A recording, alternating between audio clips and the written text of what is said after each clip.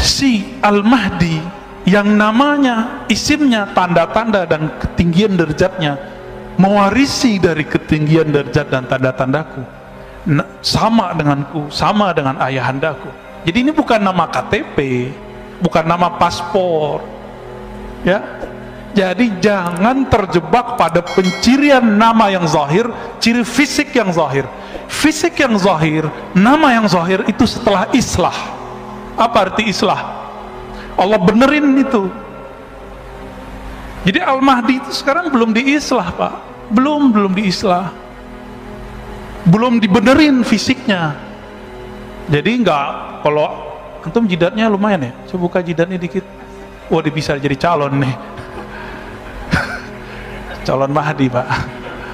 Tor beneran lagi. Jangan halu ya. Pak Ustadz, saya jidatnya lebar, hidung saya mancung. Ini kan tinggi Mahdi. Kalau begitu berapa banyak habaib, profesor dari dulu jidatnya lebar, hidungnya mancung, irung mancung, kata orang Sunda. Gimana? Enggak, itu pencirian zahir. Di sini ada nanti di belakang setelah diislah. Kekeliruan orang-orang hari ini mencari Al-Mahdi pencirian yang zahir.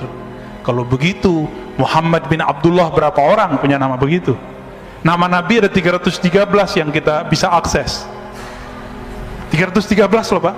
Bukan hanya Ahmad, Muhammad, Mahmud. Ada Aqib, ada Mahi, ada Khatim, ada Fatih. Tadi dikira Khalifah Sultan Muhammad Khan alias Muhammad Al-Fatih. Enggak, bukan beliau, kan bukan zuriat Nabi beliau.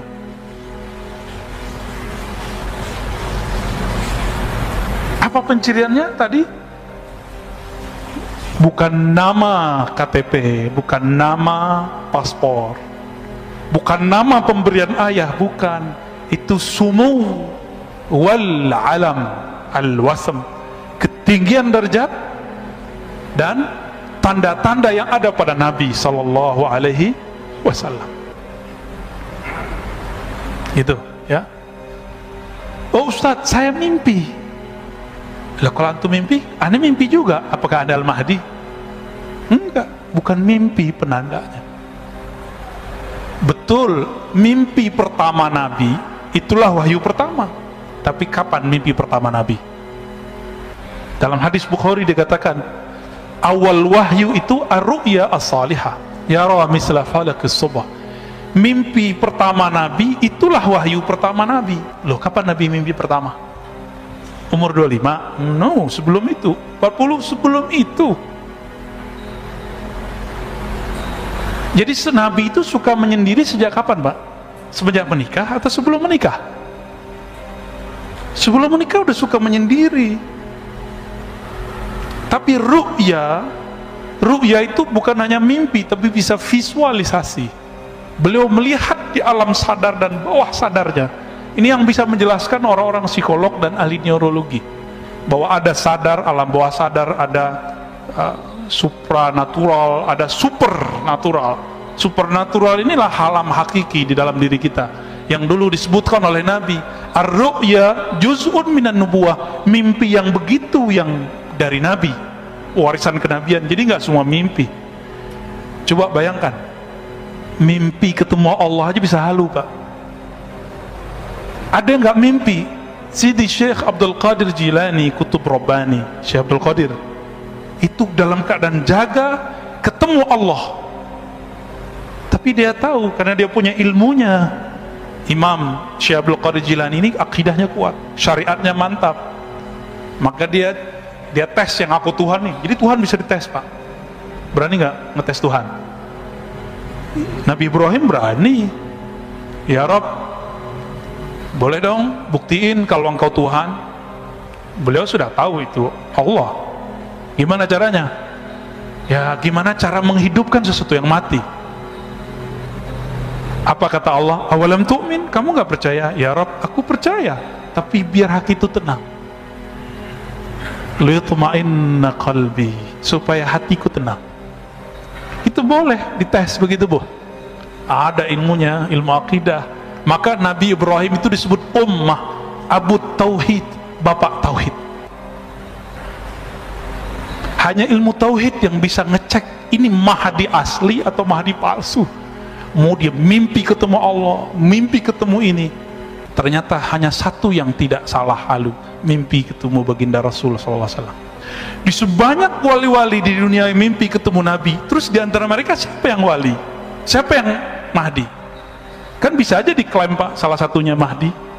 Nah, maka nggak cukup tanda-tanda itu, harus ada yang kedua. Ism maknanya sumu, ketinggian ilmu, ilmunya sangat tinggi. Maka di kitab ini disebutkan bahwa 4 pencirian Khatmul Aulia. Khatmul Aulia ini puncak kewalian di akhir zaman.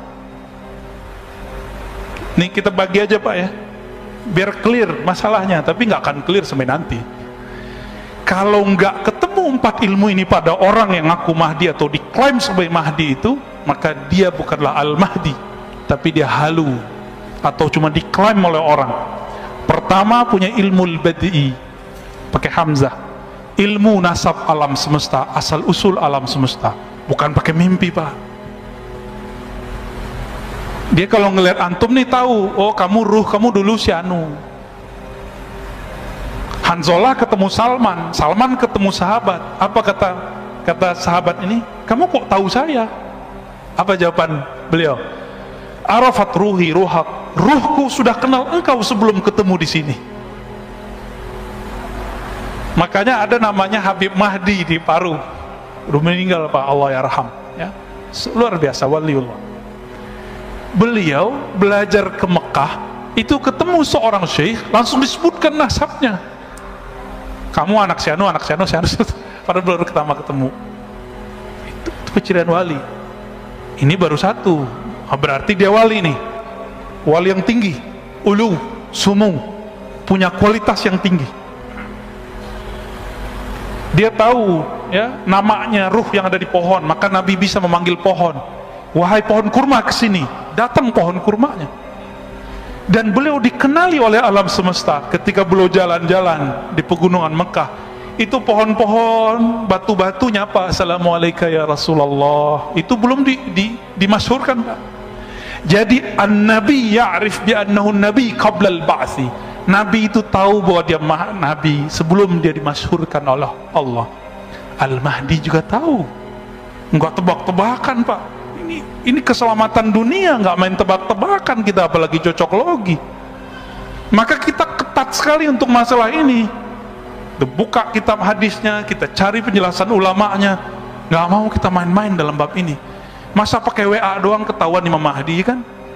Masa pakai mimpi doang ketahuan Imam Mahdi? No, nggak ada cerita. Harus detail Pak, harus detail. Orang milih presiden, gubernur, wali kota, bahkan milih takmir masjid aja harus hati-hati. Bener gak? Selamat pensiun Pak Bambang. Kok nyambungnya ke sono ya?